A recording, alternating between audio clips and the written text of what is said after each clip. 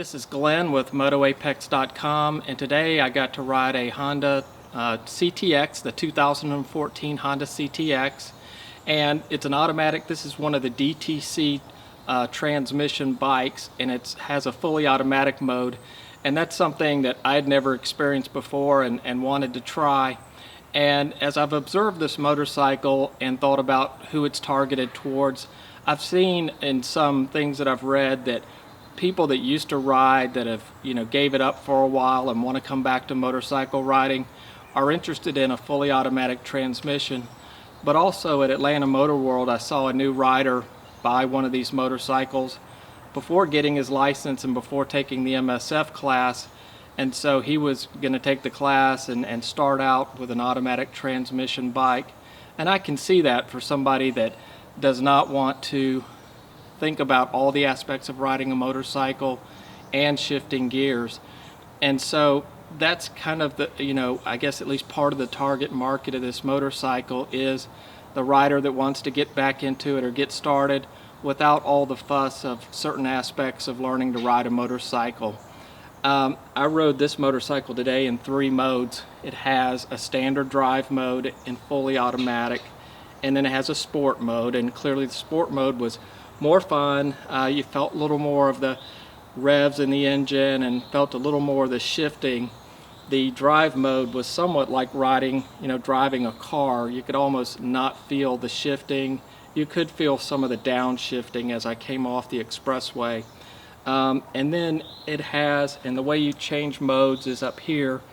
The 2 automatic modes are in AT, and then there's a manual transmission mode, and over here is a finger gear shift up.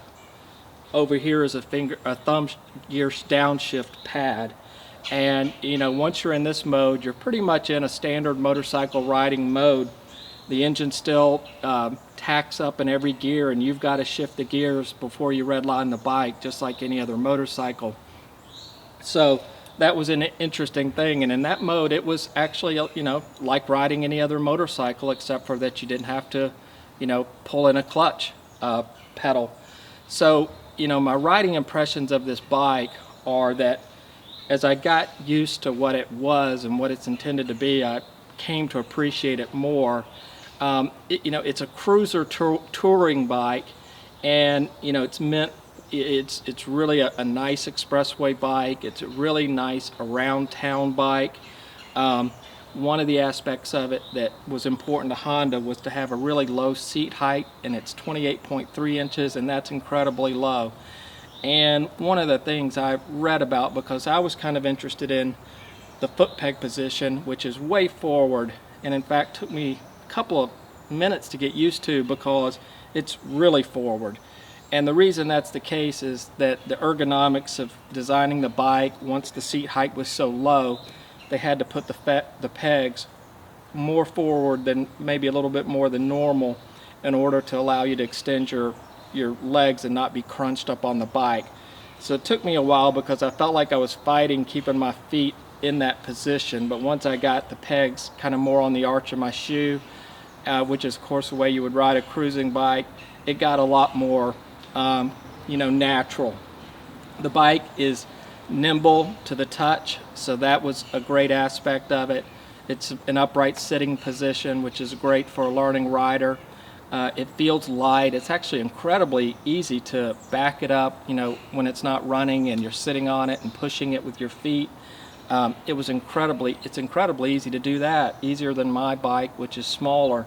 So all around it was an interesting and pleasurable riding experience. I think, again, as to whether it's the right bike for you, that comes down to, do you want to learn to shift gears with a clutch and progress to a different type of motorcycle, or do you want to have something that's more relaxing to ride with less fuss?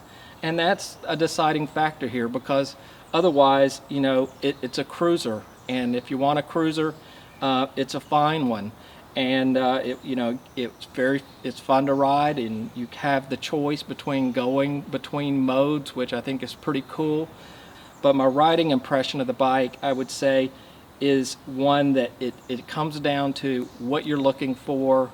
Do you want to be on a cruiser? Do you want a bike that has more of the rumbling engine sort of feel to it.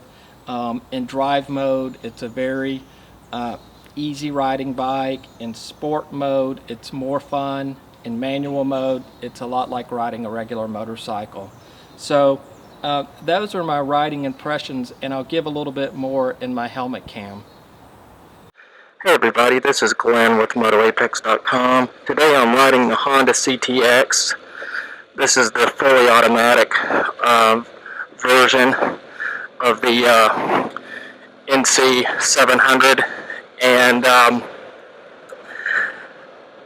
I've been thinking about this bike and what's the target market that Honda's looking at regarding this bike. And from what I've seen, from comments online and from what I've seen people doing, the kind of people buying it is riders that want to come back to riding after some years of not riding, and new riders. I think they're attracted to this bike with the idea of not having to, be concerned about shifting gears in the clutch and all that kind of thing. And, I've read about it and read that, it has a very smooth shifting transmission. But as I ride the bike today, it does. But what I wanted to comment about first is that it feels like a cruiser. So, the engine feels mapped and runs and feels like a cruiser. So there's a little bit of throb to that, because that's how cruisers tend to feel. We'll talk about the bike a little more, but what I want to do here is I'm getting on the Expressway, and I want to go through the gears getting on the Expressway and see how that feels, because that's when you need to get through the gears and get your speed up.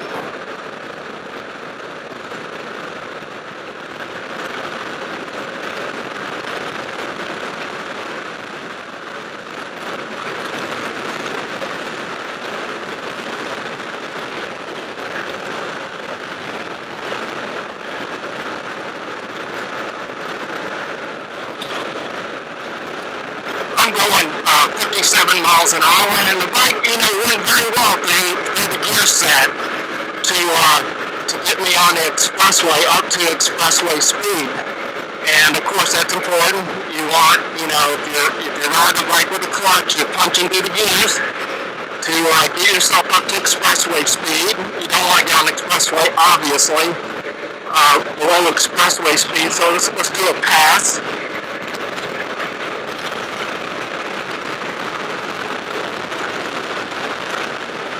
So we just easily moved from 57 miles an hour up to 70.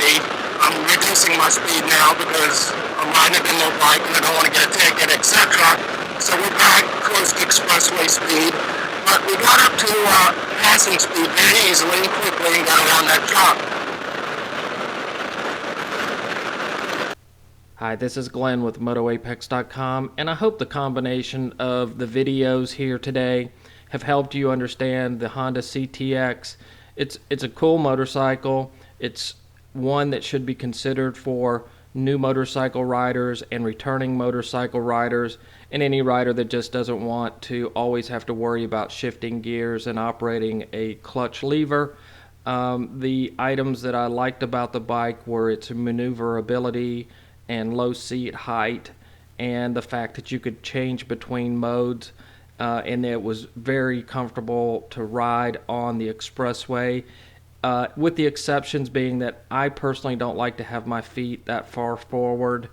And as to the brakes, I found the front brakes, or the brakes overall, to not be as smooth and subtle, and maybe not grabbing as authoritatively as I prefer, but they are ABS brakes. So as you test ride the bike, just be sure the braking is to your expectations. But all around, it certainly is a very affordable touring option, not completely outside the realm of being considered a kind of small gold wing in a way, because they look similar. They're both touring bikes, but this one is much, this one's smaller and less expensive and has less features, but similar in style, and certainly perfectly acceptable for long rides on the Expressway, etc. So thanks a lot. Thank you for coming to MotoApex.com, And as always, ride safe and take care.